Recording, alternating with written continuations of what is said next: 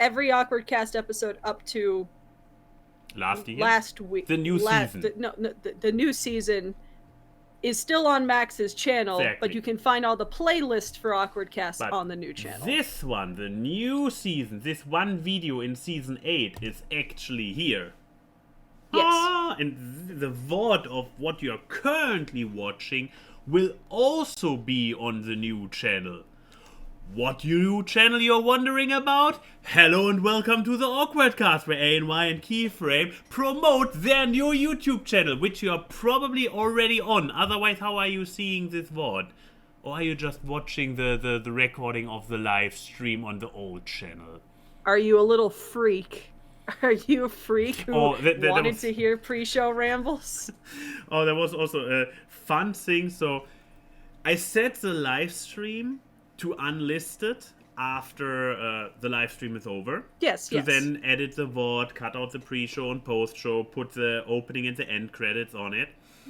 But I intentionally don't delete it. I just unlist it so that theoretically people if someone clicks on the Twitter link, then there you go. Exactly. They don't end up in a little treat. Yeah, they don't end up in a dead end. So I got a comment on the previous one who was like, "Oh, do tell." Oh no, it was just a nice comment like, "Hey, I just see," paraphrasing, but basically like, "Hey, I see this is unlisted. I found the link, so I just here to watch it because I missed it live, and I will delete my comment afterwards." I know, and I'm replying like, dude, it's A-okay. I intentionally leave it be, but unlisted. You're fine. Watch it. Leave your comments, but. That's so sad. I know, not sad. I find it considerate. I mean, it's wholesome. Like, it's wholesome, but just the tone you put on it made it just sound like a kid who got forgotten to get picked up at school by their parents, and it's just like, well, I guess I'll walk home then. I'm gonna miss my favorite podcast. Oh, look. Rain. Like, it's just the tone you gave it made it so much sadder. I gave an appropriate representation. Yes, you did. Okay. I have to. I still. Panic. I swear to God, people, I do know my lefts from my rights. I have never been good with pointing to the right screens because it is reversed for me. Yeah. I mean, for me, it's muscle memory. I know that Keyframe is over there. And the chat is there, and Chica is there, but it's muscle memory at this point. Well, you know what also is muscle memory? Knowing your lefts from your rights, and I'm not helping my own case. Yeah. But yes, so the thing we were going to talk about, we've been writing quite a bit, Max. Oh, we have been writing. I have. This is what this was the GIF you wanted to use for writing. Talk about your writing let me see. What is the writing GIF? What is the perfect GIF for writing? I'm sad you don't have a GIF of like light writing in the Death Note. Just like, that would be a great one. Yeah. The problem is if. Dear viewers, this is the moment where you can participate in the show. If you find great looping GIFs, send them to me, because I literally went through a website which was like an archive of looping GIFs, because that is my one criteria. They need to loop. Because if you have something that jerks every second in a unpleasant way up there, it becomes distracting. Looping GIFs can kind of just fade into the background. Exactly, but if it keeps jerking. So yeah, if you find nice, perfectly looping GIFs, I mean, put it in AOY's Discord. Yeah, exactly. Also link down below. Yeah. But yes, we've been writing. We've been both actually very productive writers. Yeah, I mean, Yeah, I guess as far as in terms of the things that we are writing about, like it's like. But why don't you talk about yours? Sure. So I had a fantastic idea. I had this fantastic idea like spring last year. That's how old this idea is. I don't even know what inspired me because it's over a year ago, so probably, I don't know. Let's just, for the purpose of the story, tell that Cell Specs inspired me, because Cell Specs' animated movies of the year movies are something I always look forward to. I have to personally thank Cell Specs one day for introducing me to Arthur Christmas. It's something that I would have completely overlooked if it wouldn't have been in one of her animated movies of the year lookbacks. And I watch a lot of stuff with this person up there, with Denim whenever she posts in there again, and then also just sad and lonely by myself. And I like animation, so I also, among the many things that I do, a big part of the pie chart is animated. A big part is animated. That is very true. And when you're not rewatching Leverage or something. But also good. Hashtag would recommend. Hashtag would watch her again, which I literally do.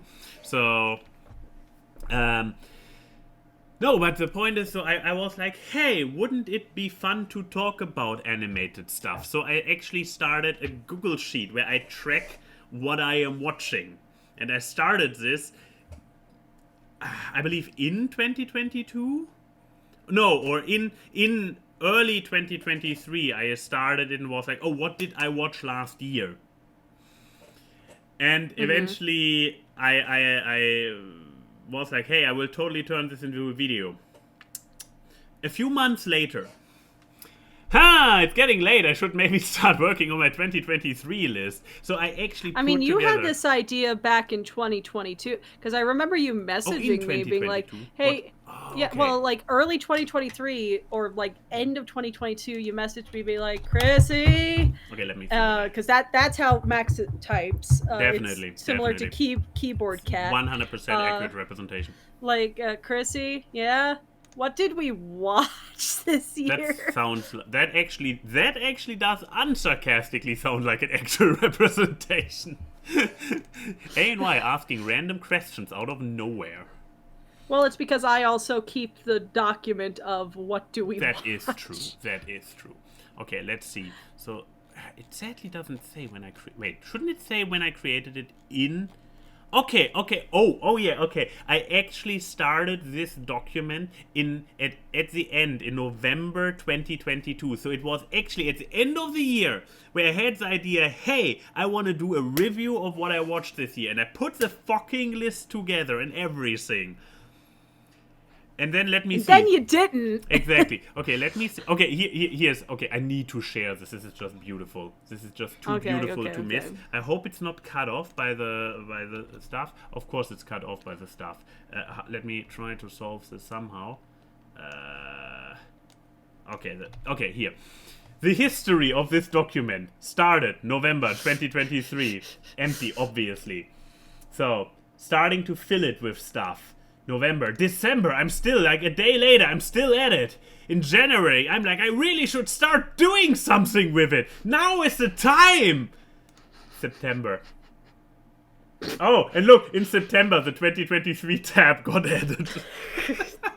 Flip. Like, look, January, the world is still... January, just sheet 1. Everything is like, yeah, I'm updating something. Yeah, I totally know what I'm doing. But it's also cute, this singular update up here from December, where I also just added one thing. Oh, I watched the Chip and Dale movie. That's right.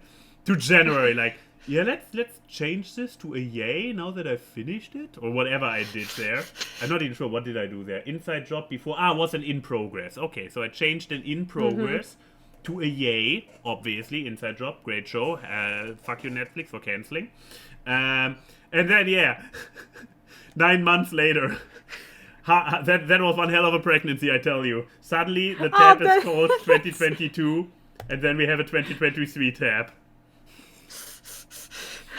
That's so mean, Darren. Darren's like, I'm picturing Max with the SpongeBob picture of when he just has the paper with just the word the break time. I mean, It's so mean, but it ain't. I was about to completely say, false. I can't really. Just because it's true doesn't mean you should say it. Exactly. I can't really complain if I'm the one who did the Dunda. But yeah, I'm now working on it, and I have actually not just written this script. This was one hell of a Christmas vacation. I was just like, everybody, let me alone. I have to type. Take a picture of a dog. Then now back to typing. Well, and then I had a little bit more Christmas vacation, and I was still typing, and then it was January, and I was still typing, and then this person came over for a visit, and I was still typing, and I was like, No. Hey, while I'm typing, could you please start proofreading? I want to record this weekend. I want to make a little highlight about specifically when I was over there helping you with the proofreading of this, which was, hey, while I'm typing, can you start proofreading and adding notes? Mm-hmm. Little fact about me, I read very fast, and it's to the concern of anyone in my company, because I was starting to proofread. And then I was like, oh, I'm on so and so, and I could just see the concern grow in his face of like, and because eventually didn't I believe completely lap you? Yeah, you did. Because the thing is, I actually had finished the first draft. But I basically went back to the top because that's the thing about a first draft. You want to have more drafts after it. But yeah, so I went back to the top and started typing, started working over it, especially since it's an 8,000 words? Where is it? Oh, no, I did not close it. No, wait, where is it? Hold on, I have it up on my screen. It's an 8,000 word long script. Maybe as a point of reference, I believe an average set stupid is 700 words or something like it. So now you can also guess the length of the video. Oh shit, this video will be over an hour. I mean, I told you I will help you with it. Anyways, but no, it didn't help that sadly, probably the video's length got increased due to a conversation I had with Max when he was almost done with the first draft of the script before I visited. I mean, maybe halfway, because I started, then the last few entries were already influenced by this conversation. But yeah, the conversation. Oh yeah, but because basically I was reading through it, and I did notice, and I feel like we were just having a conversation while I was reading it that was not related directly to the video, but it was talking about internet stuff in general, and I was having a bit of a noticing that the things that he did not like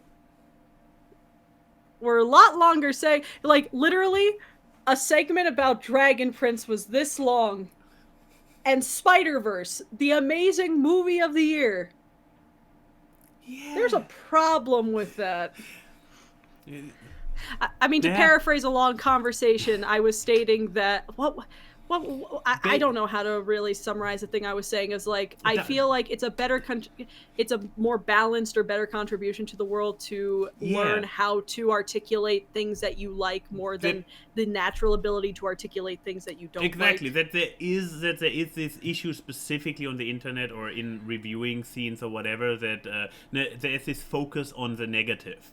And that is something that I have been complaining about before myself, and here I was doing it myself, within this script, very you could point at it and be like, yeah, you're contributing to the problem. So I made it an effort to flesh out the positive ones more, because I mean, from a viewer experience psychological point, I mean, this also explains why there is so much negative content. It's if you post something positive, you really be like, yeah, that shit is great. And everybody who agrees with you will be like, yeah, that shit is great. Yeah, good video, thumbs up. if you say something negative and piss people off, you have to justify yourself, or you have the people who agree with you and are like, yeah, it sucks so much. Yeah, I agree with you. Yeah, give it more. Yeah, punch it, keep punching. And then they start kissing and everything, you know. Exactly. I have smudges on my screen from where I make out with the comment section. So, but yeah, I want to have those smudges be more due to people agreeing with my positive opinions, as my negative ones. I didn't trim down the negative ones. I only fleshed out. It's a balance thing, you know. Like to me, I feel like negative things and positive things can coexist, but you should not give more power to the negative things just because it's easier to talk about it. I feel like, you know how people say, you know, media literacy is dead. Maybe it's because we put such a focus on the negative that we can't see nuance in the flawed but positive. But yeah, either way, this whole thing led to quite a few segments getting longer. I feel like and it didn't help when I added my notes, because so many of my notes are, you didn't talk about this, or you didn't talk about that. I might have skipped some of those where like, yeah, I agree, I see what you mean, but not gonna happen. But no, nevertheless, your notes are appreciated, but it's already 8,000 words. Oh, where? Also, that's very funny coming from me. That is me like pointing at the mirror, being like calling the kettle black. But it also felt weird to just regurgitate whatever you were typing, because I was like, if you say so, like, I don't know. I realize that, you know, me is not a great place because I have such a hyperfixation on so many of the things, so doesn't help. Yeah. Or when it was like, hey, you could mention this and that, and I'm like, yeah, but it kind of doesn't. It's true, it's a good and interesting fact, but it doesn't really fit into the flow of what I'm talking about. Plus, it's not my expertise, so.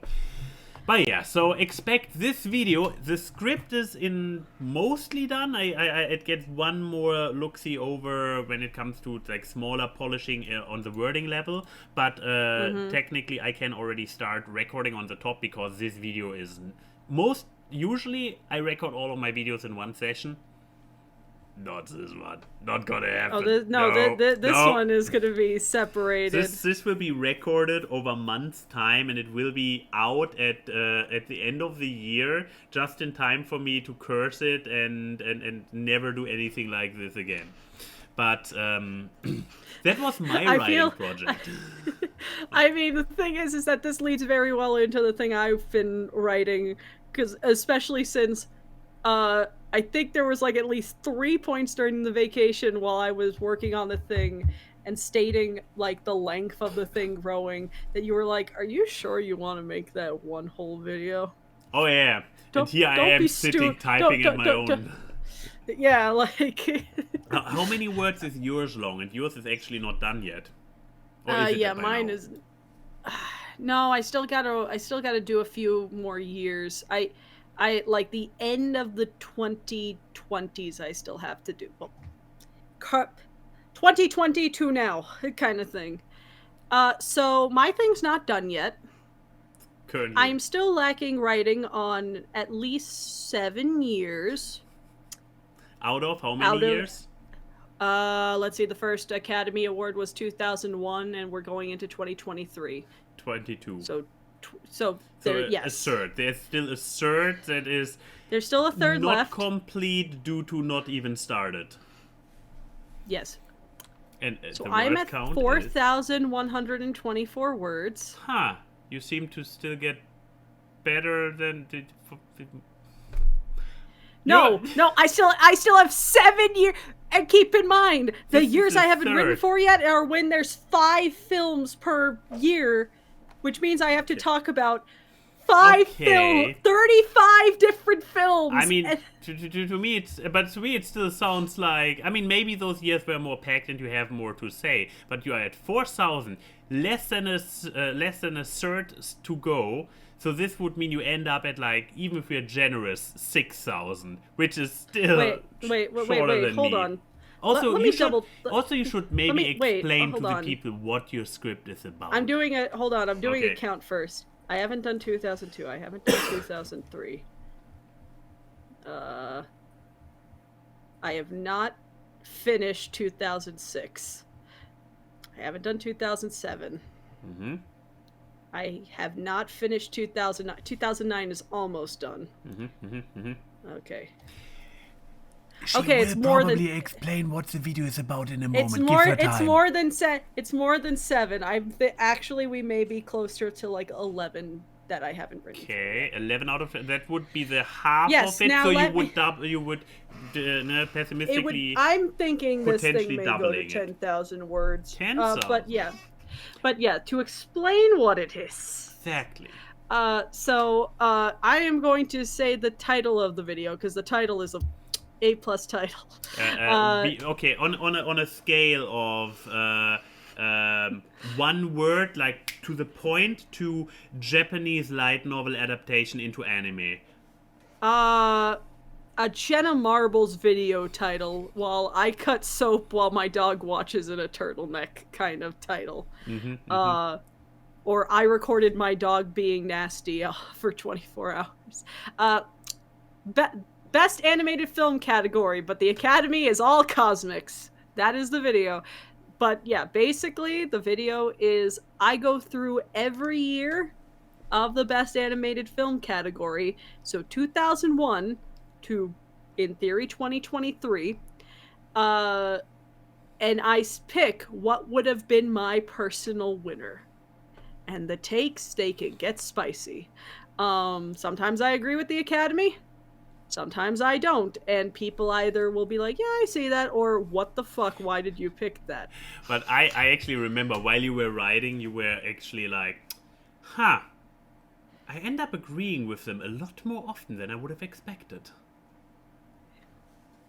Yeah, but I mean, until I got to I think like somewhere around the 2010s where I'm like, Disney shouldn't have won this one, why? I mean, I still feel like I'm going to get so much shit for not picking The Incredibles to win the year that it did, because I picked Shrek 2. And when I told some of my friends that the other day, they were not happy with me.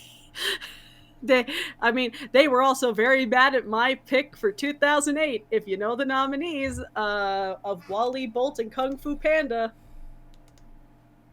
Wait till the video comes out. My lofty ambition is that I can get this video done before the 2023 Oscars, and that is in March. We are entering February. I want to get my... Oh, yeah. I mean... I had the lofty, ambitious dream of getting mine out in January. I haven't started recording yet. Well, but yeah, the besides that, you know, I've been working on other things like I was like, I need a smaller video to work on while I work on this big video. Let me rank every Scooby-Doo movie ever made, which is like 50 movies. However, I have gotten to the point where the way I've been doing it right now, because there's some that I just knew were going to be at the bottom, that I have just started writing mini reviews for each one, and I'm like, I will organize them later into what their actual, like, rank will be. But that's actually been going pretty well. So I'm having fun writing that one, even though, like, wow. One of them I got really angry during, but that was because I have a personal beef with the movie. That was me rectifying young Chrissy spending money dollars, her own earned money dollars, on a film that sucked. And that will, so, you know, I was healing my inner child with that one. Obvious A rank is Zombie Island. I mean, that will be up there. Will it be number 1? Watch the video when it comes out. So but yeah, just a lot scheduled? of writing. When is this one scheduled? I mean, that one I actually have I would want to do small one before the Academy Award one, right? No. Small in between video. I would like that one to be early summer. But, we'll see. It'll come out when it comes out. I don't follow anyone's schedule but my own. Oh, yeah. Yeah, but, we've been doing writing. We've been doing recording. We recorded stuff yesterday. Like, doing things, man. Like, content? What are we? YouTubers? Weird. But yeah, so I guess that was our week, quote unquote. What are you doing? Oh, I'm an idiot. I had like in my GIF folder, I had one that just spelled rocket, and I'm like, what GIF of a rocket do I have? And then I just now realized it's a PNG, so it's a picture of my ferret and not a GIF of a rocket. Well, and it's also not loading. PNG? I don't know where it's. Wait, it's from Just Us in last year. I should still have this folder on the hard drive. It's in a different location, but I can do it. I can do it. Oh boy! Oh boy! And there it is. I said there it is. Yay! Dirty boy. Dirty boy. Yeah, what a handsome, average-looking ferret. Wow. Wow. Average. No, I don't you wow me. I'm quoting you. Let me tell you. Okay, fine. I was going to want us to move on to medias, but let me incriminate how Max is a terrible father to his ferret. So, back in the day, I photoshopped the lovely Kermit's face onto Himbo the ferret. And there was the very funny thing of people didn't realize that I photoshopped Kermit's face onto Himbo. People just thought that's what he looked like. Do I have the image in a presentable size? I have obviously the one in Discord. I'm sure I put it in Fur Noodles somewhere because that's how we found out people were just like, wait, what? Why did she just post a picture of Himbo? Yeah, that's a fair point. Let me check. While you continue telling. But here's the thing. I did the same thing years later to Rocket. And Max didn't notice that I changed Rocket's face with Kermit.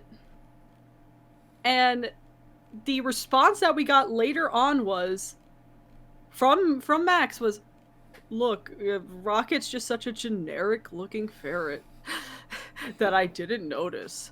So yeah, I'm just quoting him. He literally is a stock photo of a ferret. You look at that little freak every day, multiple times a day. You watch him and compliment him when he shits in a box. You should notice if there are differences. I have also looked at pictures from him from a couple of years ago, and his patterns literally have changed. He's literally not static in his appearance. Drink your copium. You are this is Rocket out here catching strays for no reason.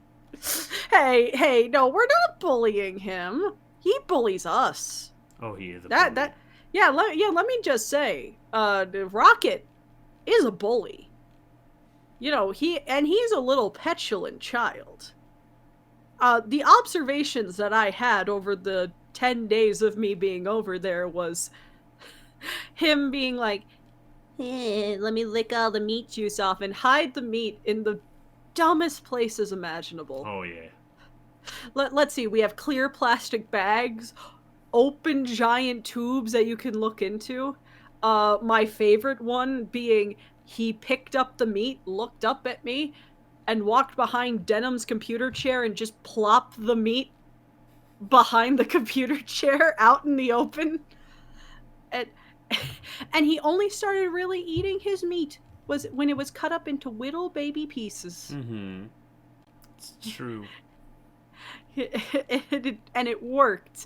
So now he can't just eat a chicken heart anymore. He's got to have it cut up into little bite-sized pieces, and then he'll decide if he's feeling like it today. Yes, he is spoiled. He is so spoiled. Absolutely spoiled.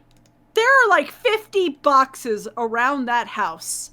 Not litter boxes, cardboard boxes Yeah, there he is. Not the OG one. The OG one must be in the old server somewhere.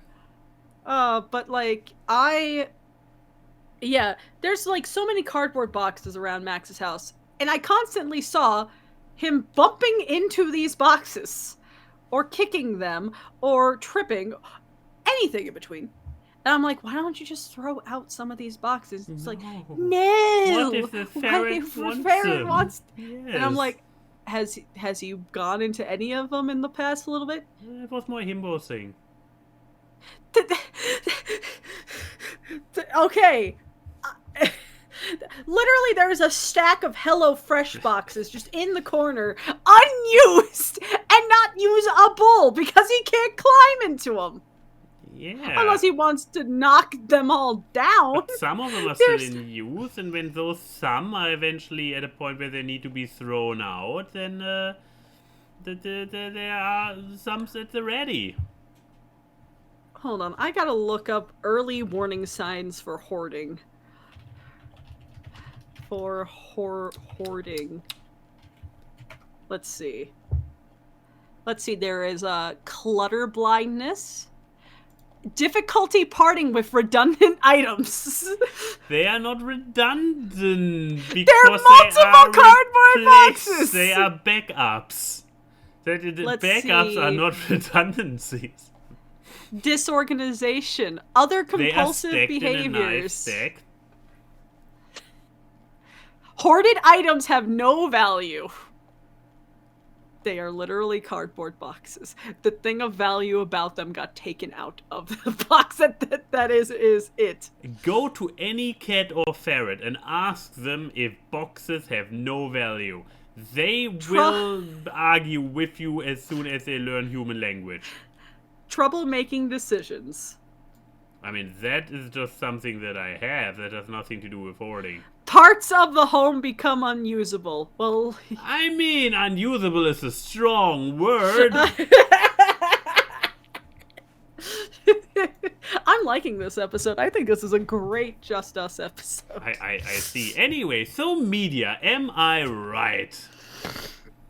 Also, I was Are you doing. right? I was still trying to see if I can find a big version of the original. I mean, edit. most of it is Max. It's time to stop. Max catching strays. Isn't that just Key and Max's whole relationship, or vice versa? Chrissy, why are we psychoanalyzing Max? Blame A and Y. Max goes on My Strange Addiction. This person keeps hoarding cardboard boxes. I am keeping them safe for my ferret. Very huge difference.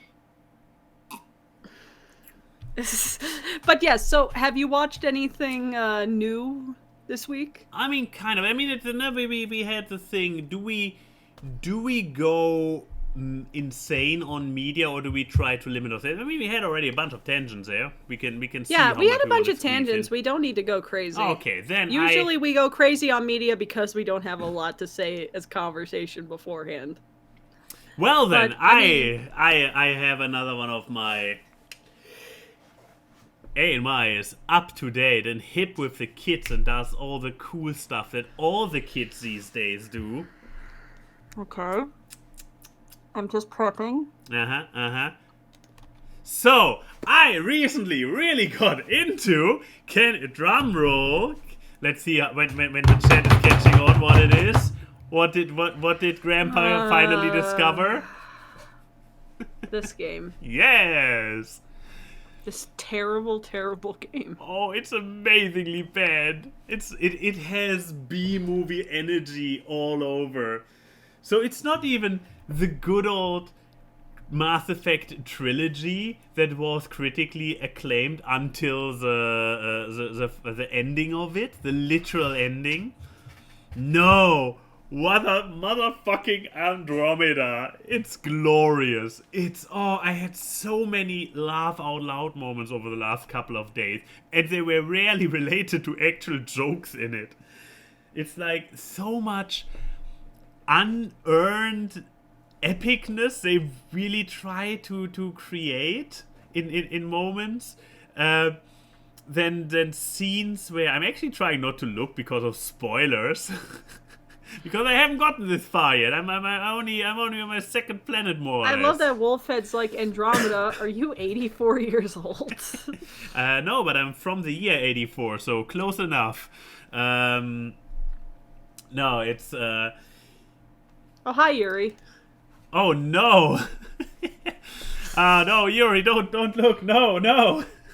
I wasn't ready for you to find out. I don't know if Yuri has done the new work to your new PC yet, but it could be very easy that he could just put a little something in there. The fucking GPU got delayed again, so at this point I'm like, yeah, okay, fuck that shit. I need to order a different one. Mm-hmm. But yeah, oh no.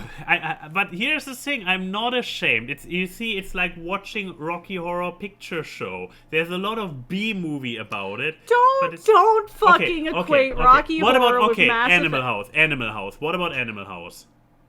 Animal House is an absolutely, objectively not good movie, but it has absolute cult status. It is the birthplace of dozens of college movie-related tropes. I know. There is like at my old college campus, it was streamed once a year, and half the students came in togas because there is one scene in the movie about a toga party. I'm sorry. Why are you... Animal House is not a bad movie. It's literally like #1 on a lot of funniest movie of all time list. It's literally in the National Film Registry for cultural significance and being like part of the height of its craft. I mean, yeah. In what world is National Lampoon's Animal House a fucking cult B movie? That and Rocky Horror are not The on the Room, same level. third time's the charm. There you go. Good job. But we got there. Then again, and now comes the weird part where I actually will have something legit positive to say about Mass Effect Andromeda. Because it is so desperately trying to be epic, and the big epic scenes are always the ones where because it's like they're failing so hard at it. But on the other hand, there is like it's a puddle problem. They created a very, very beautiful surface of water, but it is just a puddle. It has no depth. It's like it's huge. It's fully voice acted, and you have like a bazillion characters just standing around in the background, having conversations that are relevant.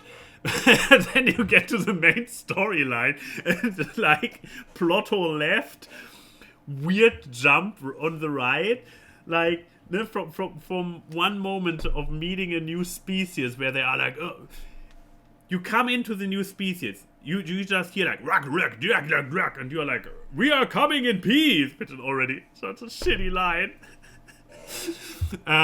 The protagonist is the worst character. I love him. He's such a tool. Oh, no wonder you like it so much. I know, right? No, but like in one scene, new alien species, you cannot understand each other. They force your ship down, you land, you come off the ship, and the first person is like, darn, like speaking a very broken English.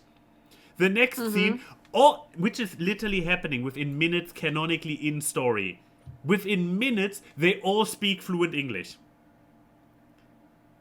At some point, they mention something about, is the translator not working? So I guess they are playing. But there is, except for this retcon line about, is the translator not working? They didn't put in anything like where you suddenly hear more and more real words come through and it morphing into it, the translator picking up and slowly getting there.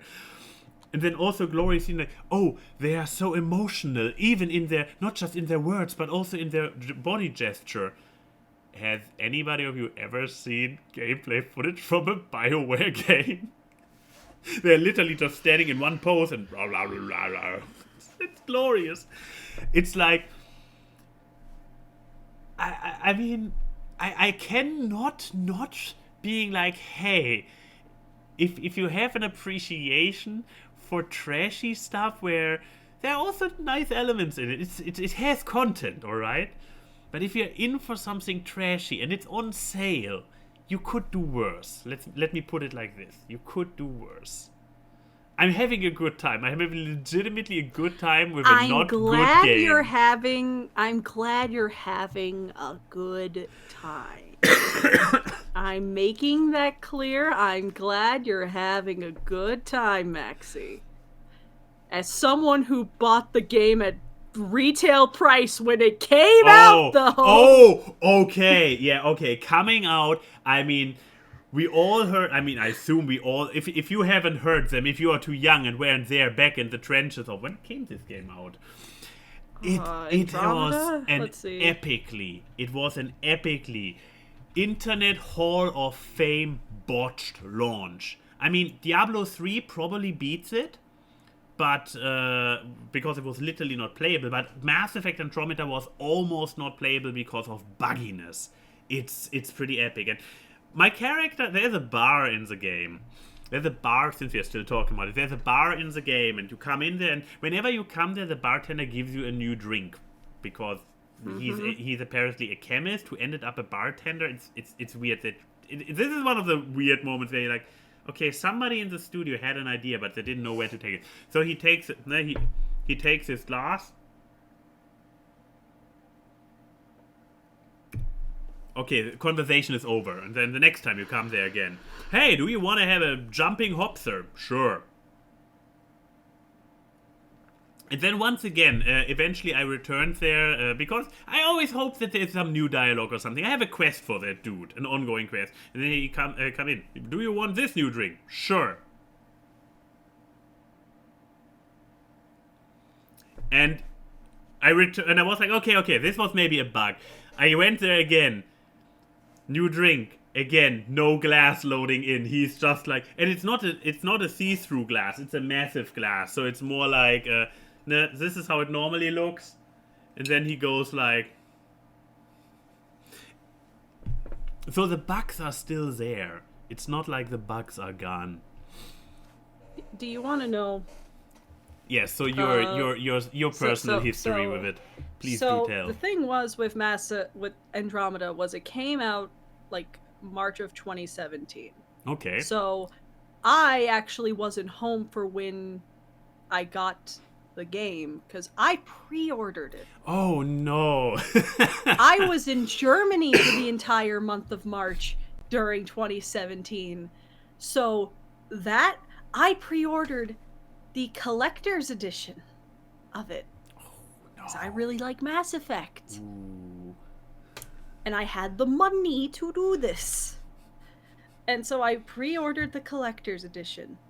I came home, sad that after the trip, because I was like, man, that was so nice, and now I'm back to real life. Ooh, well, at least I got Mass Effect. Oh no. Launch. You want to know the great thing about getting the collector's edition? You want to know the fucking great thing about getting the collector's edition to Mass Effect Andromeda? Did it come with a It duffel? doesn't have the game in it! It doesn't come with the actual, like, physical game. I bought it for console. It came with a little statue and stuff, but it did not include the game or any of the in-game bonuses. So that was a great first impression. This beats the duffel bag for Fallout 76. Yeah. I feel more insulted than when they released a collector's edition of PUBG, and they had a little jewel case for a game, and Will opened it up, and there was a cardboard disc inside with a code to download the game. Like, at that point, you're just wasting plastic. But yeah, so I got a digital download for the game, and then I played it. A week later, I picked up my collector's edition statues and stuff and donated it because I was so mad. I was so mad that I did not want physical reminders of this fucking game. No, you have a digital one with me talking about it. Hey. I felt no enjoyment playing that game. I was like, oh, you did play it in the end. I I did play it. Okay. I did play it because it came with a digital download of the game. Ah, okay. No in-game bonuses and the things that I paid a lot of money for, but it came with I could still buy the game, like get the game. I don't like buying a console game and not having the physical game. I think that defeats the point of having a fucking console. But I played it and it was shit. And it was not even funny shit. It was just a slog to get. It was yeah. You had characters you're sinking through you're the floor. spoiled. You're spoiled and entitled because you have the little patched you have the patched version. No, sorry to spoil your fun there, but no. I am just smart because I don't buy AAA games on release. It was 2017. I was 20 years old and I haven't bought a physical game since I was a teenager, and I was like, I want to have some fun. This is my little birthday gift to myself. I love Mass Effect and I couldn't move with my game collection, so this will be a good start to my new game collection. Oh, well. Fuck this game. It's not worth the $10 it rides in on Steam.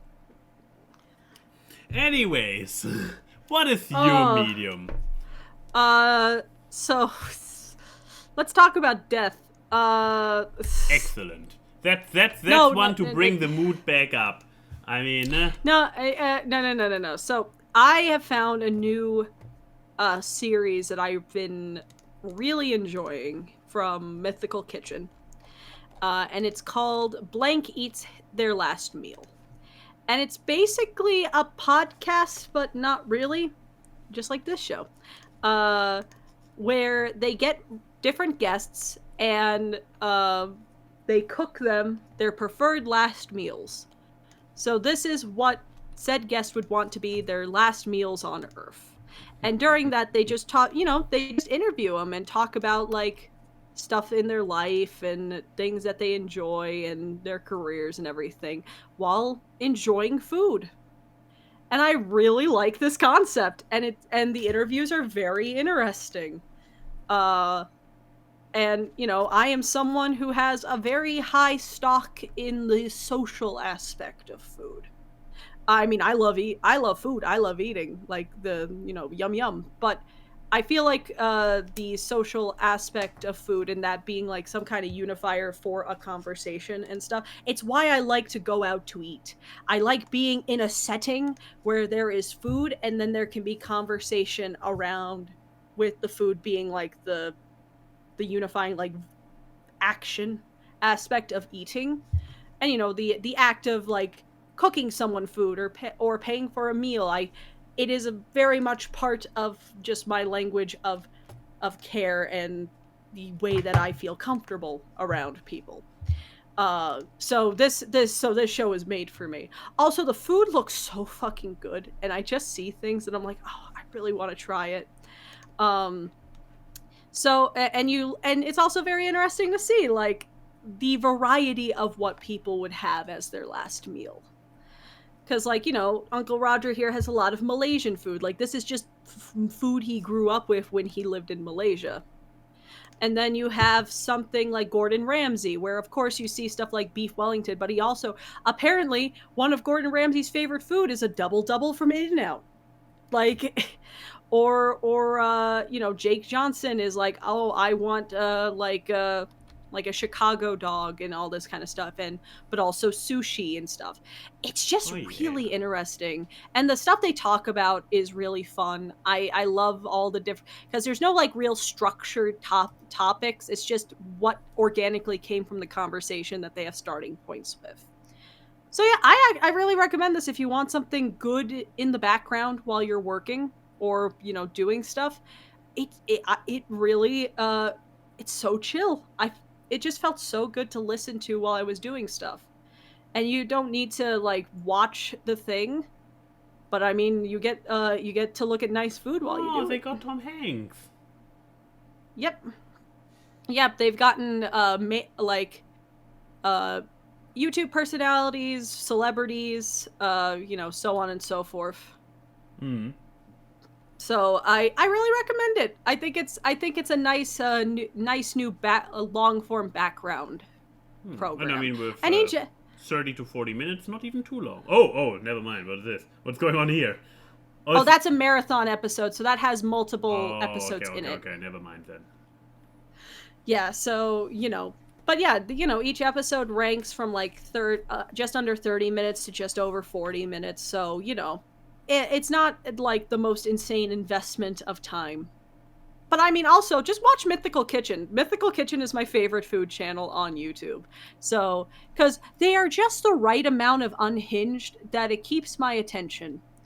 Because because so many of their videos are like they're recreating like items that are discontinued, or Josh, who's the main person on the channel, just has a terrible idea and needs to see it come to fruition.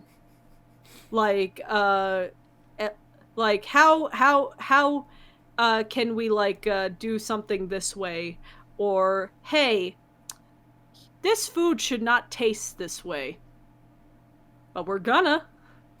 Have you ever wanted fucking flaming hot Cheetos are actually as cold as ice? Let's try that.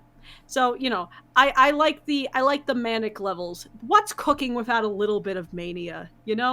I don't like the clean frou-frou, everything needs to be cut perfectly world of culinary. I want a manic Italian kitchen where everyone's yelling at each other and you just hear with the cutting. Like, that's my measure with your heart, not with a recipe card. So Mythical Kitchen vibes with me very well. I feel like some people I have just described their nightmare cooking wise. But yeah, so that's my recommendation. Yeah. So, also, art of the week. Art of the week. And we also have another piece of art. Now, first of all, yeah. Welcome, a big welcome to Odie to joining the rank of amateur artists. I mean, I am allowed to welcome him there. So much for me having muscle memory. You are not allowed to welcome anybody to the world of amateur artists since you are literally a professional. So, I mean, what are you earning part of your money with? Okay, fair. Yeah, how dare you strike me down with facts? But no, a reference to last week, where was this when I had the intrusive thoughts of the Epstein Island thing? I can't remember I don't know. What was the intrusive thoughts. I'm pretty sure we did not jump up and do the Macarena at any point. Oh, is that what we're doing in this picture? Hey Macarena, it says hey Macarena. I thought you two were just like, oh, you, and then I'm just like, I exist and I'm gonna make it everyone's problem today. I'm pretty sure we are doing the Macarena, but yeah, I'm pretty sure were we were doing the sitting. Macarena? No, we were sitting. We couldn't move the camera, so we were just sitting here and talking. So definitely no Macarena happening. By the way, check out the last week's episode, which this is a reference to. It's the three of us. Like mirrored, but otherwise, you in the middle and stuff. Yeah. But no, thank you, Odie. This is very cute. Yeah, and also reminiscent of your style. Yes, the very gremlin. much so. Even though I don't think I've ever drawn Denim as a gremlin. If I draw Denim, I'm usually drawing her in my normal person art style. Because I respect her. Oh, but believe me, this woman is a gremlin, or at the very least has strong gremlin energy. Oh, I know. There's a reason me and her get along. But no, there's probably another piece of art we feel like featuring this week as a little bit of a tease. We do love teasing. Oh, we love teasing. So let us tease all of you with a little This is bit a of sneak peek of the new Awkward artwork. That will be not done by this next coming weekend because I will not be in town. But sometime in February, this will be the new artwork. We're floating. We're in space. We're really going with the space theme. And if you are from the future and you are like, wait, this is already the thumbnail of this video, yeah, I will go back and update the art where I can. I mean, In the live feed, those guys, it states the piggybacks. Yeah. But the floaties will also replace the piggybacks soon. Yes. But my favorite thing was I was like, hey Max, what mood do you want your character to be in? And I had one that was this one, which is the arms crossed, like okay. And the other one was like kind of confused of why they're floating, and he's like, let's go with the cool one because I feel like that's more emblematic of having to deal with you for 8 years. It's just this is the mood. What's it now? We're floating in space now. Oh well.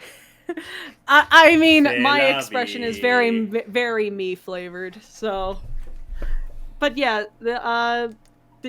yeah, I'm very excited. I'm actually really happy of how it's turning out so far. I really like the posing. Since it was brought up in chat, do we want to drop some first impressions on other shows that are currently still ongoing? Oh, what, like Has Been? And Has Been and Delicious in Dungeon would probably be the other one. Oh yeah. Well, let's give those first impressions, and then because those are our joint things. Yes. I mean, I believe you have one very explicit first impression through Has Been that you already shared on Twitter. Dear Amazon, have you ever heard? I mean, then you have this lineup on top which is like, drug abuse, strong language, sexual content, on every single episode. There is a stark difference between sexual content and sexual assault. I don't know who needed to hear that. Amazon, apparently. And there is a reason why trigger warnings are a legit thing. Because some people are really uncomfortable with certain content. Yeah, like it's one of those things where it's like, I do not fault the show. I think art is made to make the comfortable feel uncomfortable. And you know what? Maybe it's good for people who have not been through that to get a taste of just how explicit it is. However, you could put a content warning for us who have. Like, you know, that it was just one of those things where it was like we finished watching the episode. Keep in mind, that episode is the last episode of the 4-episode premiere. That's the note it leaves you on. And I remember just sitting on the couch and I'm holding my Bulmers and Max is like, you okay? No. It was I was like in a daze for like a couple days of just like, oh god, fuck me, just Christ. But besides that, the show is more than just that oversight by a streaming service. Yeah. I like it. I think Has Been is actually pretty good. And a lot of what I would like more from it, I know is not the fault of the creative team. The show needs more episodes. Like, 8 20-minute episodes was not enough for the story that they're telling. With that restriction, I think they're doing a pretty okay job. The music is the best part of the show, though. Like, I feel like that is no fucking, like, controversial statement of just how good the music is in the show. But yeah, I'm really liking it. I mean, like, Husk and Alistair are probably my favorite characters. Husk is the cat. That's the Keith David cat. Oh yeah. There we go. Husk is pretty. He's a cool. But Nifty is the best character on the whole show. I'm sorry. Nifty is great. And if you think Nifty is child coded, you need to meet more children. Like. Or not. Maybe not. If you can't tell the difference. If you can't, please do not meet children. I'm just saying, children don't usually go up and be like, ooh, bad boy. Lucifer's the ultimate bad boy. Like, I clean. He's so like, I love Lucifer, though. He sold me so fast, which was very funny, because when we were watching it, I just heard Max go, that's Lucifer. I mean, if Hell of a Boss has taught us something, that the 7 deadly sins are kind of the softies of hell. You know, unless you're Mammon and you're just a rat bastard. Yeah, okay. Mammon is but he is also kind of a goof as long as he's in normal mode. Yeah, like he's just kind of He's no Valentino. Yeah. Like, he's just kind of a bad person. But no, I mean, if you look at B, Osmodius, obviously. Yeah, we'll see what happens. Maybe if it evens out once we see Envy and Gluttony. I like Wolfhead. He doesn't like his duck collection. Is your reason for... No, I saw a great comment that was like, wait, like the archangels in the show all have avian themes. That means that Lucifer's angelic form is probably a duck? It's literally an ugly duckling story. And he probably makes rubber ducks because he can't go into full angel mode since he got cast out. So he can't go into his full angelic mode. My question is, who the fuck makes their angelic form a duck? Should I have put on the spoiler warning, by the way? We are talking all about recent episodes. I mean, it didn't go into we're not details, not saying the big plot. twist, like we're not saying episode anything 6 about- twists. So I guess let's not go there. Let people. We're not gonna go there. The music is great, Yeah. but also like, I just, a lot. I do see why people have problems with the pacing because this show goes at a fucking breakneck speed. Every episode is like a 1 month time skip, which was kind of weird. But overall, I'm vibing with it. But I also have been following Has-Been since the beginning, so maybe that is why. I can't imagine people who have not consumed Vivzy things at all to maybe struggle a little bit with getting into it. Newcomers beware, but what do you think of Has-Been so far? I'm also on board with it. I mean, it comes with more polish than Hellover, because now they have like... I don't want to call the team behind Helloverboards not professional, but I assume there is a lot more manpower behind an episode on Amazon versus what... I mean, on Amazon, that they're actually animated by a... Spindle Horse is still the main production company, but they get animation assistance by Bento Box, which is the people who make Bob's Burgers. So there is more professional stuff behind it.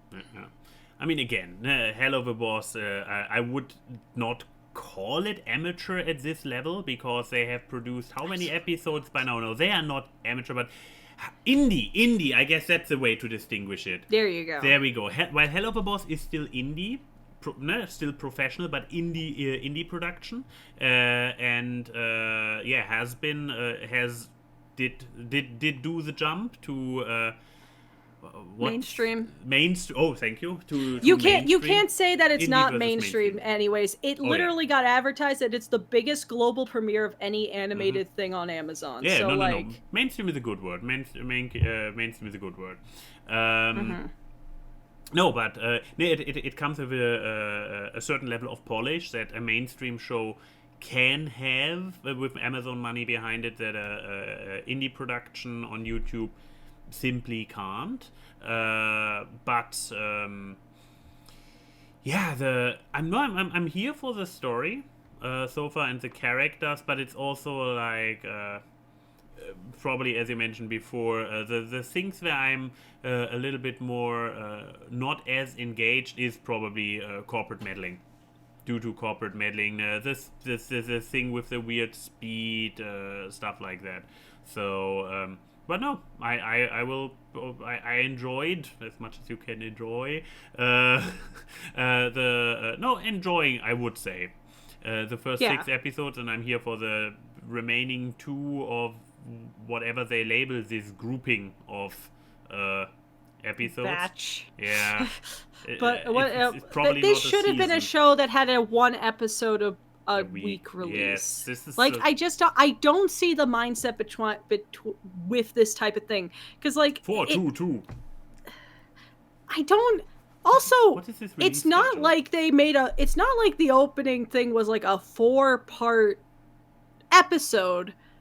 Each episode is firmly within its own parameters. Like, it wasn't like, hey, we need 2 hours to tell our pilot story. No, they set up everything with Charlie pitching to Adam and everything in the first episode. Like, I don't get this release schedule. This just means that the show's not going to be in the public eye for as long. Which is that you paid money for a Times Square billboard. I think you should want people to be talking for a while. But yeah, I'm liking it. I really do. And I think the characters are great. I think the new cast is really good. I love the pilot cast, but I think the new cast does a great job. And I also love Sir Pentious. I think he's great. I didn't expect to like him myself, but yeah. There's a line from the sixth episode. It's not a spoiler, but it's something that it's this rule of three joke thing that Pentious does in the sixth episode. That is like, hey, Cherry, can I get you a drink? Because I'm buying everyone a drink. And it's like, I don't know if it would be as funny if it wasn't for the fact that the actor who plays him puts so much into him. I love it. But also just him being like, I see this club has a sex room. Would you like to do a sex with me? It is the funniest fucking thing. He's as smooth as a fucking gravel pile. I love him. He's such a loser. You would expect more from a snake, but... he's just so...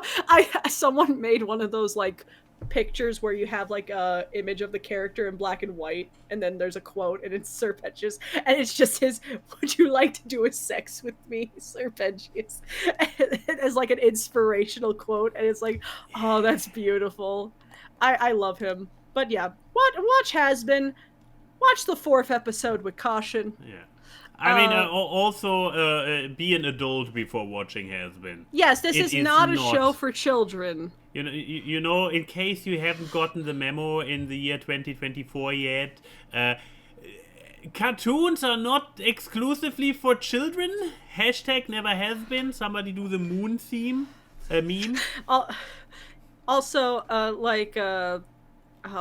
if you are someone who suffers from religious trauma, you're gonna get some serious catharsis out of this show, especially the 6th episode with a reprise that they do in the song. It's not a spoiler that there's a song in the episode. There's 2 songs every episode, but in the 6th episode there is a song, and there's a reprisal of a song from earlier in the show, and the lyrics are very cathartic if you are someone who has religious trauma. I saw this line popping up from other people on Twitter, and I'm like, for me it was like, was it really such a standout line? But seeing it popping up from multiple people with a similar sentiment as you do, I'm like, oh, yeah, apparently, no. As you put it, people with a religious, religious... trauma. For people... who have that, which I thankfully do not have, it might hit very differently. Yeah, it do. But for something a bit lighter, dungeons are delicious. In which you delicious. Can be. It's still, the title is so weird. Delicious in Dungeon. Yes, this was a show I was very excited to show Max and Denim because I'm not a big manga reader anymore.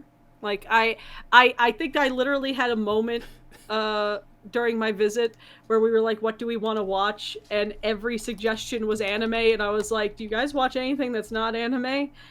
I like anime, my god. But there's a manga that I found a couple years ago that I just adored called Delicious in Dungeon, and when I heard that they were making an anime and it was going to get a simulcast dub on Netflix, I was like so excited. I was like, we need to watch this together, we need to watch it. And it came out when I visited, and I love it so much. This is my flavor of anime. But yes, the show is basically, you have these RPG adventurers, the knight, the locksmith, and the elf, who has to go and save the knight's sister, who got eaten by a red dragon. But the thing is, with red dragons, it takes a month for them to digest their food. So the sister is still alive. No, she's dead. They want to revive her. But They need to revive her before she's They digested. need the body, yeah. But like but the thing is, they didn't have any money for food when when they got revived onto the land because they lost everything. So how are they gonna eat? The monsters in the dungeon. and commence along with a very funny little barbarian troll man. A cooking anime in a dungeon. And I love this show. I love this show so much. Yeah, I mean it's one of those shows that no, as you mentioned, it's your flavor of, so it needs to be your flavor. I mean it's trigger animation. It's so it's gorgeously animated. It's funny and it has great voice cast, including Pro ZD. So there is no already good stuff to like in general. The only thing is, as a disclaimer more than anything, that it's one of those shows that stops to do then their special thing. So it's an adventure, they go around, they fight monsters, and then the cooking. And for the cooking, everything stops, and there is Pro ZD voiceover, and there is Japanese food porn galore. Not in the food fight sense, food war sense, so the clothes stay on, but more in like close-ups on everything Ghibli frying. when they're just cooking. Yes, good comparison. The anime takes time to breathe so they can cook, but also, I think this anime is fucking funny. I don't laugh at a lot of anime, but I have laughed out loud during scenes of this show, because the dub is fantastic. They did a great job dubbing this. I love the elf girl. Yeah, I believe she's... She just doesn't want to be there. And she doesn't want to eat monsters. Though I also do love the knight, the main, the main guy, because he is such an unhinged freak. Oh yeah, I mean, he was not just jumping for the idea of eating monsters, he was waiting for it. This was his secret he had a obsession. little cookbook always. Yeah. And he's just always like, he's always so excited to try the new thing and consider it. I'm like, why are you a knight? You should just be a cook. Who are you? And of course, Pro ZD Dwarf is great. They're all really good. Yeah. And the show looks great. I mean, it's Trigger. You have to expect that if Trigger animates you, you're going to be great. And how they translate the monsters into comprehensible food ingredients and items. This show has a weirdly good logic to it. Like, a lot of how they justify and logic out, like, how to prepare this food and what it is and everything has a surprisingly good grasp on real life, like, principles. But, yeah, I really love it. And I think the characters are all delightful. And, yeah, I just think this is a good comedy anime. And I can't wait to see them adapt more from the manga. So hard for me to talk about because I know... You know so much more due to the manga. Yes. Though I assure you don't need to watch the manga. Read the manga to enjoy the anime. But yeah, so I fully recommend Delicious in Dungeon. But yeah, with that, I guess... Q&A time! Exactly. Twitter. What do we have on Twitter, Max? So, we have J-Rock checking in, asking, would you rather live in a mountain cabin with no human contact or a big city studio apartment with no personal space? Also, I wanna shout you out, J-Rock. You are actually like indirectly referenced in the new channel's description, because I say what the show is, and then I say we answered the most important things of would you rather an FMK. So you've made your stamp. Never leave. But yeah, okay. So a cabin in the middle of the woods with no human contact, or an apartment in the city with no personal space. I'm going with the apartment. Like. Yeah, because no human contact implies that you also can't, like, contact people. You don't need to be in face-to-face to have quote-unquote human contact. Like, yeah, it's I have lived in cramped studios before. I understand the concept of no personal space. But you know what happens with that? I could tell people to leave. But yeah, so the apartment is just objectively the easier option because I feel like it is unhealthy for humans to not have any human contact. Our dumb little evolutionary line are very violently herd animals. So, you know, there you go. That's my choice. I mean, You're gonna be a little introvert? that's the thing. I mean, first of all, I wouldn't jump as enthusiastically on either of the answers or the good one. They're both shitty answers, which makes it a They're good... both shitty, that but I makes it mean, a like... good would you rather. Yeah. Either both answers need to be shitty on an equal level or good on an equal level, so that there's actually a hard choice. And yeah, here's the thing, like... I mean, to a certain degree, I'm a city dweller. No? Give me internet and then a computer, and then I have noise cancelling headphones, and I then can operate on small space. And it says with no personal space. So basically, no, I'm not sure if you can send people out because it's probably 5 people squatting in the same room together. So that without any walls, so unless you have noise cancelling headphones and probably some shutters to not having to look at them, there is probably no privacy. So it's no privacy versus ultimate privacy. Here's my qualifier. How I would go for the mountain cabin. At the end of the day, because I still need to be able to live. So, if the expectation is, oh, you live in the cabin in the wood, and you also need to live off the land and be completely self-sufficient as a farmer, like, no, I will die. The flannel is that you're wearing is the closest thing to you being a mountain man. Exactly. So if we are talking like, okay, there are still conveniences, as in food can still come from a store, maybe delivered by drone to keep the no human contact thing going. But I do also like nature. And if I would be able to completely go off the grid with no necessity to come back to the grid, like job, for example, on earning money, then a part of me, maybe the part who romanticizes it, actually sees this as like, yeah, why not? Get out of the fucking city life. Get away from people. No. Get into nature. Fuck your all mental of this health. Your mental health is going to take such a severe drop without human contact. Your mental health is also going to take an insane drop without personal space. Both are bad situations if we take them to the extreme. Good job, J-Rock. Yes, but I mean, like, you want to become old man... You want to become old man McGucket? Like, what? Maybe.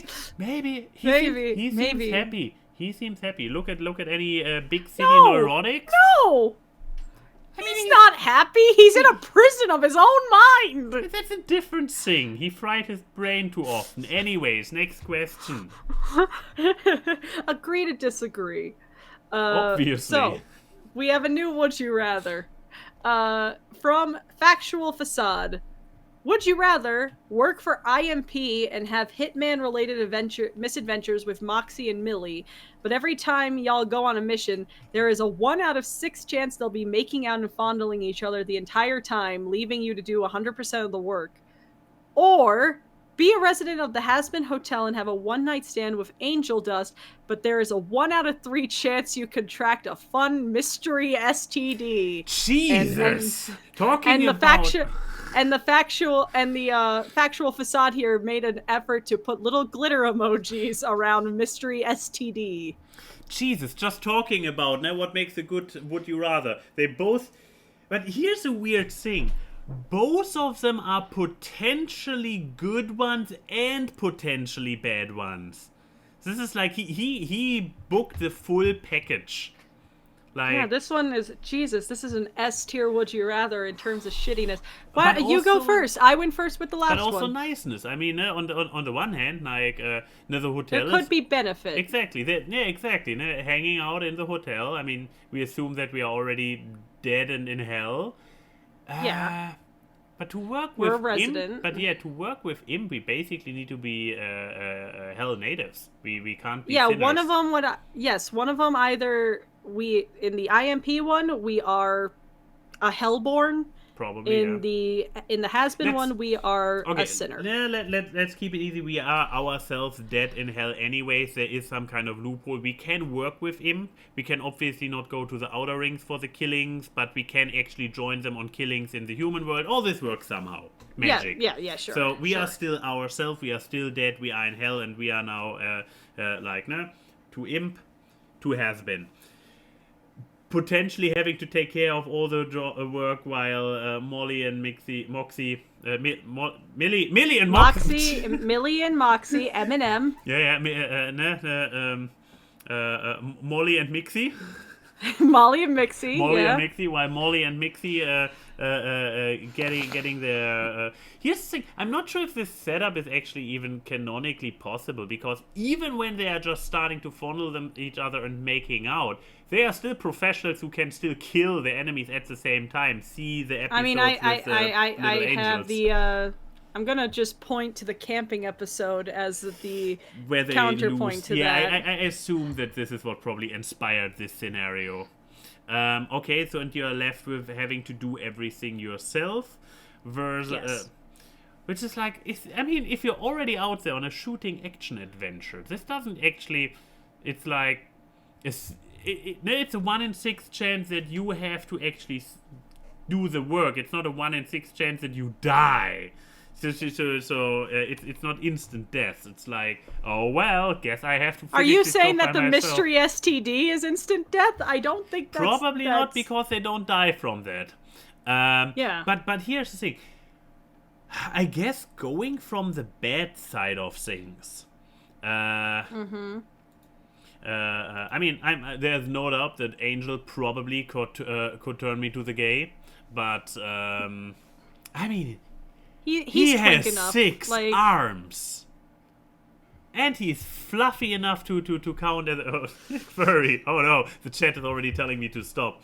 But no, the thing is, like, with Angel, the STD thing is like, what is the thing is, you enjoy it once in hell, and then after that you have the STD, and your enjoyment is permanently damaged. While the killing, yeah, if you are joining him because you like the killing and having to do some more killing, no, I don't think it's a balanced answer. I go with Imp. Or a balanced option, after all. That is not the one I was gonna go with. Well, then. But you bring up good points. But, however, here's the thing: I'm already dead. So, like, what is an STD in hell? I Suffering. feel like that. I mean, I'm already suffering. I'm in hell. So you want to have like, a really bad itch on top of that. In that here's area. the thing. Here's the thing. It's a 1 in 3 chance. And you know, I feel that given my biology, if I pick the right way of coitus with Angel, I could probably minimize it to be the 2 out of 3 chance that I won't get it. So there's at least that I can try to make that work. Also, like, here's the other thing. I could be a resident at the hotel. So, like, in theory, I could be redeemed. And if the end goal... We're gonna see if this is even possible. Yes, but if the end goal does turn out to be that I can get to heaven, the STD will go away. It's the ultimate cure. Like, because I don't think there's STDs in heaven. If there is, that's awful. But but also being a resident at the hotel, you get the protection of the fucking radio. My house is basically protected by the radio demon. That is a great security plan. That is true. And I think there's a lot more positives in living just be it with this other option. Yeah, I may contract hell crabs, but you know what? At least it's in the confines of a home protected by Lucifer's daughter. Also, I'm pretty sure Charlie may have the ability to help cure the STD. But then you need to talk to her about it and explain it. Oh, I have no problem of explaining, hey, help me. Like, this sucks. If you're squeamish about that stuff, then, how are you in hell? You go to Imp. No, how are you in hell is the thing. That if you are so squeamish to talk about a genital problem, you are not going to survive a day in hell. Jesus Christ. But yeah, so I'm gonna go with having fun with the Spider-Man. Huh. Maybe not as imbalanced as I thought, since we came to different conclusions. Yes. Back to the twiddling. All right. Fidel asks, what are your thoughts on the Ghost and Molly McGee now that the series is over? I guess that's we haven't finished watching it. Okay, you neither. So, what was it we kind of draw? Did you watch anything after I dropped off? I watched a bit more of it. It's not a slight on the quality of the show. It's just that a bunch of other shows started coming out that we needed to keep up with. Yeah, we needed to watch good stuff, like important, up-to-date stuff, like Ladybug and Harley Quinn. We picked those shows. We picked those shows over Molly McGee. You wanted us to watch Harley Quinn. Harley Quinn is your torture show for me. Now, it was also the thing of the good thing about Molly McGee is that there's not the level of internet people spoiling shit with Molly McGee compared to other shows we watch. So we'll probably get back to Molly McGee at some point. But yeah, so in the beginning, nice fun show. Yeah, as far as we have watched it. Yeah. I'm sure that given people freaking out about the finale, they go into story elements at some point. But yeah. But there you go. So next question. Oh, God, a lot of would you rathers today. So I wonder why. 25K animated frames asks. Oh my.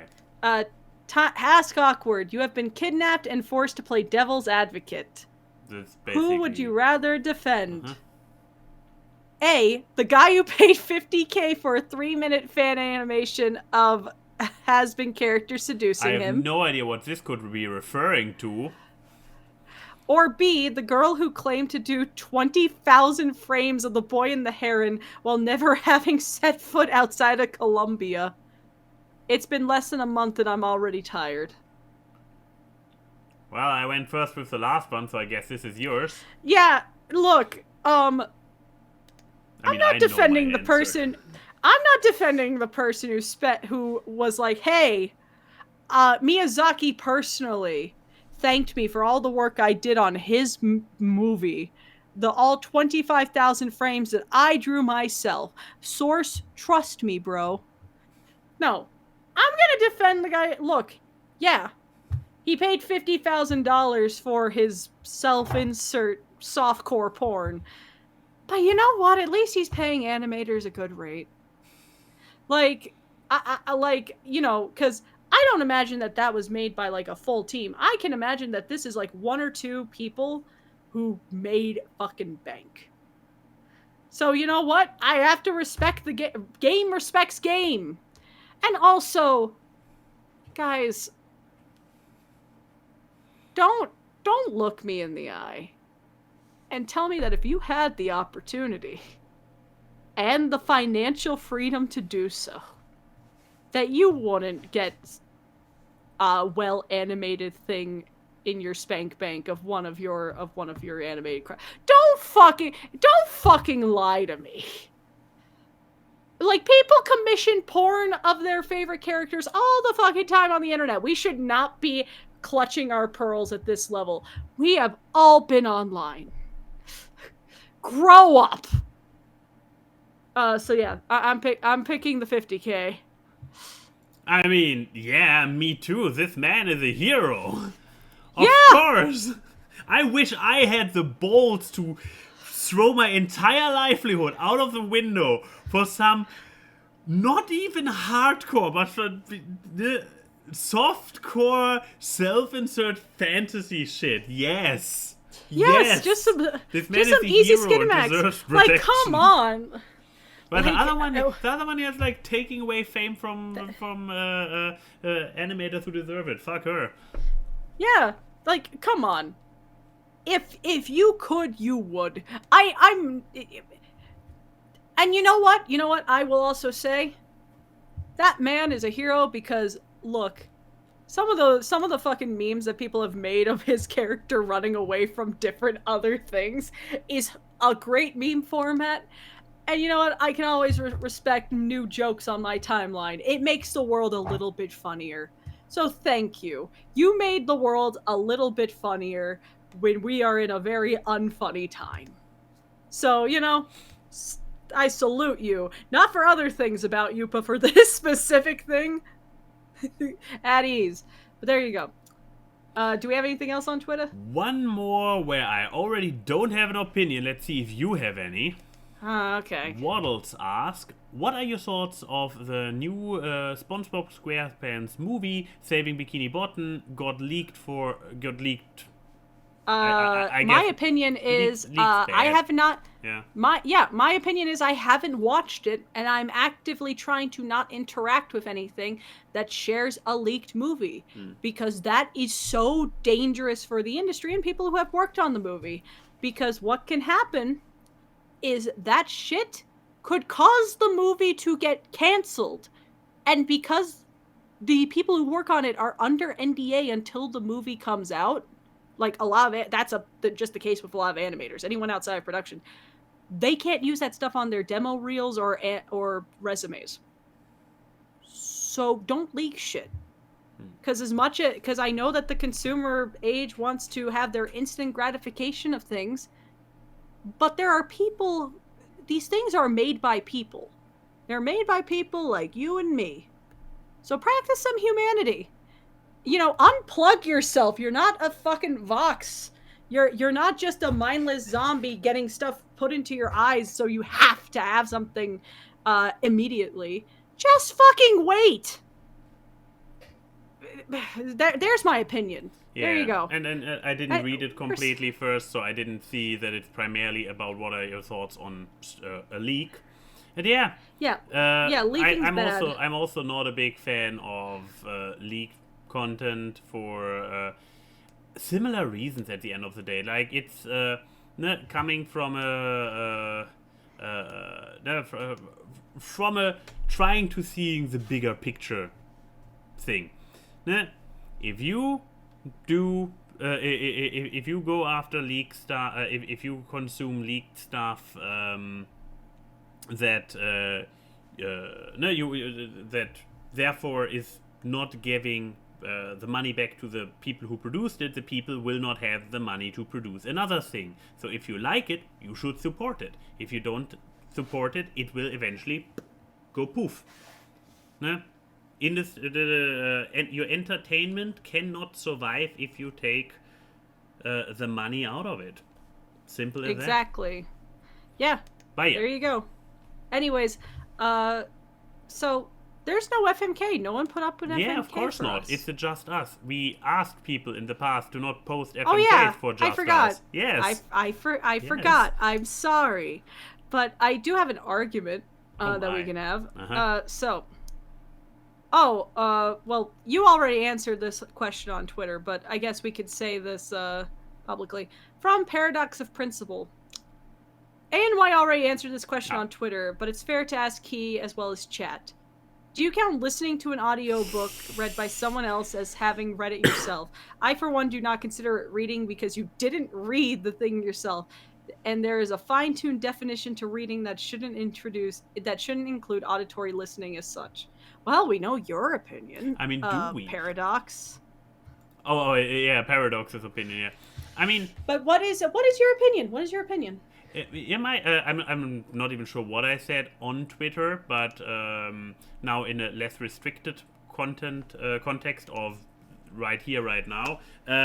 Depends on what you mean by read. If ironically, if you take it in the literal sense as of have you technically have books next to me. Why do I have none? As you have in, year like, one? have you actively engaged in the act of reading it? And then, of course, no. Objectively, an audiobook is not the act of literally reading it. However, if you would ask me like, oh yeah, here, Brandon Sanderson, have you read Way of Kings? And I would be like, oh yeah, great story, can recommend. I have listened to the audiobook.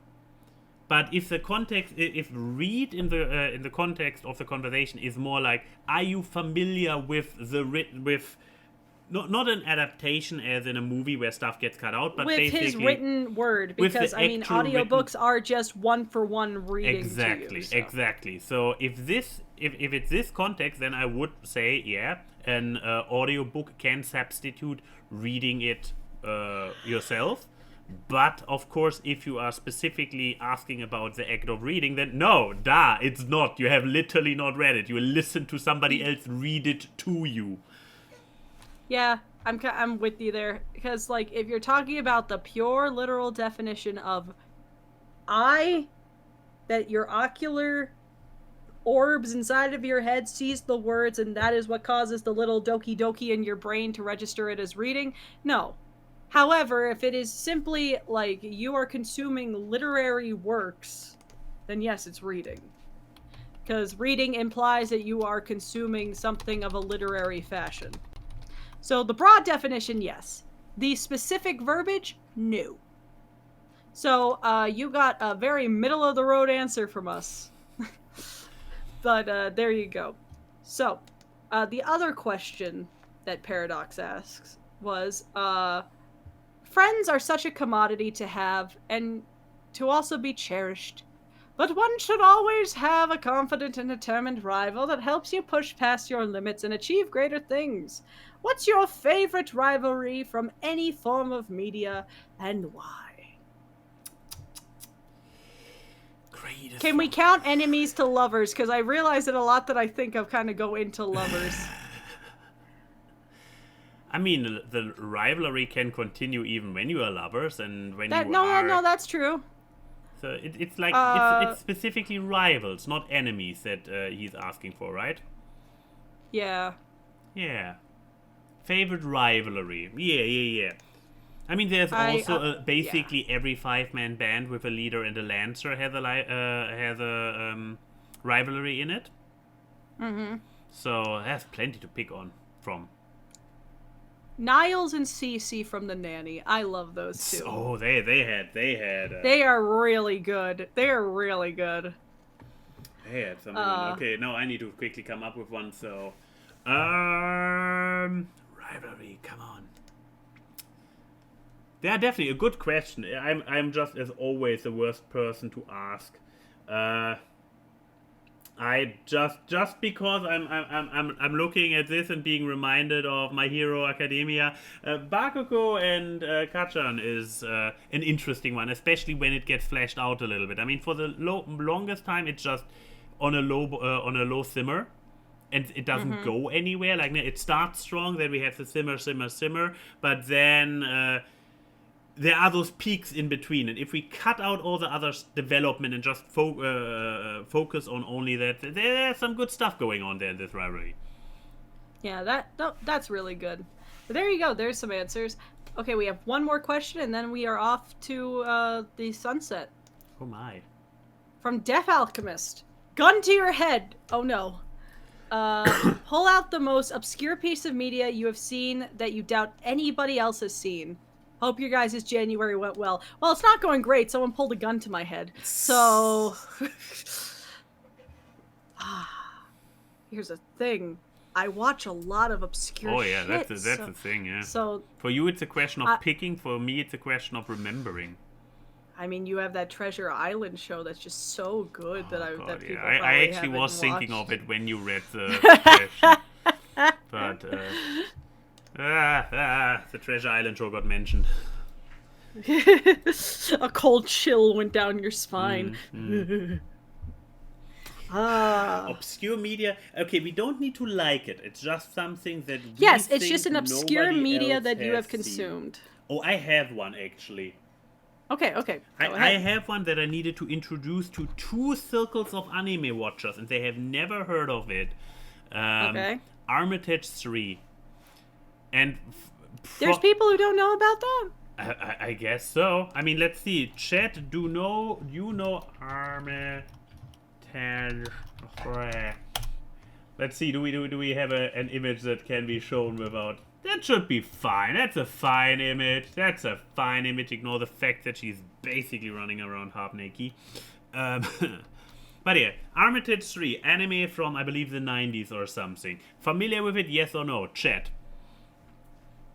But yeah, I don't know how I originally came across it. It was probably one of the few ones that got... there was a weird phase in the 90s or early 2000s or something where one German TV station kept picking up relatively low-profile anime movies and dubbed them and streamed them at 10 p.m. on Saturdays. That was your Toonami. But in the evening, like specifically adult. Toonami and was mature in the one. evening. Oh, okay, Yeah. I wouldn't know, but yeah, okay. And I'm not sure if I got to know Armitage 3 through that, or if it just got my attention to those kind of anime.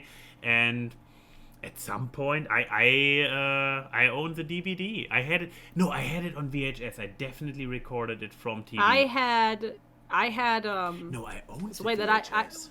the way that I had the VHS of how they released it in America, which was when it was brought around. They edited the series together into a film called Polymetrics. Matrix. I primarily knew Polymetrics. And I had that VHS tape. Yep, I had this one too. I had the Polymetrics VHS tapes, and at some point I found out, wait, this is just a cut together series. And but yeah, I still need to watch Dual Matrix, the sequel. And due to me having the DVD box, I rented Dual Matrix from Blockbuster back in the day. Yeah. Old. But So- no. But okay, those were my obscure media. That at least the trying to people think, who replied were nopes. I'm trying to think of mine.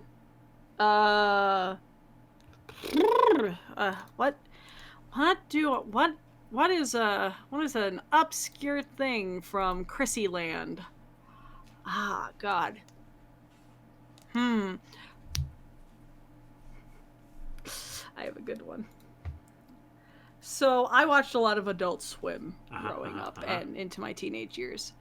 The great thing about Adult Swim is that they would put anything on. There is a particular live action show that they had that I swear no one knows but me. It is still, like, they have it on the list of stuff that was on Adult Swim, but I never know anyone who's actually seen it. Which is, it was a low-budget soap opera. I think it's called The Rising Sun. S-O-N, Sun. Which is, hey, what if we told the story of Jesus of Nazareth, but in a Days Gone By soap opera style? Ooh, that is already like... If this is it, then... Oh boy, I already found something. Yep, that's it! That's The Rising Sun! I mean, I have seen some whitewashed Jesuses before, but this Jesus is the whitest one of them all. You guys realize that he is basically from the Middle East, right? Religious people? Jesus is a Jew, like from the Mediterranean Sea. He's from Palestine, I'm pretty sure he has not blonde hair, that's for sure. I'm not sure if it's necessarily black, but very dark hair. Definitely dark skin. Just saying. But no, so this was a soap opera about Jesus. Seems like an appropriate adaptation if you ask me. it had 4 episodes. And it was like, the first episode was Mary and Joseph need to tell Jesus who his real father is. Dun dun dun. And then the second one is like, oh yeah, Jesus got fired from Joseph's store because he has daddy issues with his stepdad. And then, you know, he works at a restaurant, and he's really good because he can feed thousands of people because he can do miracles. and all this stuff. Joseph and Mary's marriage are on the rocks because Mary cheated on him with an angel. All this stuff. And it's so fuck. Oh yeah, the last episode is them suing God for child support payments. Nice. Well, good plan. It is so funny. But the funniest thing about this series is the fact that they had to censor out Jesus' name whenever it was said because it's a religious figure and the FCC didn't want it. So there's like the opening credits, right? And it'll say this actor playing this character, and they had to blur out the names of the religious characters. And like, you know, when they're like, how are you doing, Jesus? It would be, how are you doing? Bleep. Oh, wow. These poor, Wow. based in Georgia, probably have only done TV commercial actors, because this was just recorded on one soundstage in Florida, in Georgia. And you can tell that it's just on a soundstage. It's so bad, and it's great, and it's on the Adult Swim website. You can watch it, and I love it so much because it's so bad. And I remember watching it at 4 a.m. because I couldn't sleep, and I thought that I made the series up until fast forward. So I first saw it in 2009 when that aired. Fast forward to like 2015 or 16. No, I was living in California, so at least 2016. And I'm just Googling Adult Swim shows. I found it. I was like, you're real! So yeah, this is mine. This is my Snuffleupagus of like, yeah. It seems like it's fake. This looks fake. But yeah, that show sounds hella awkward. A and Y and Key say hi to the people in the chat. The memes are seen on this live stream as they talk about random crap. It's time for awkward guests. It's the awkward. Random guests and funny gags on the awkward guests. It's the awkward. Artwork and analysis, Whoa, whoa, which you do whoa. not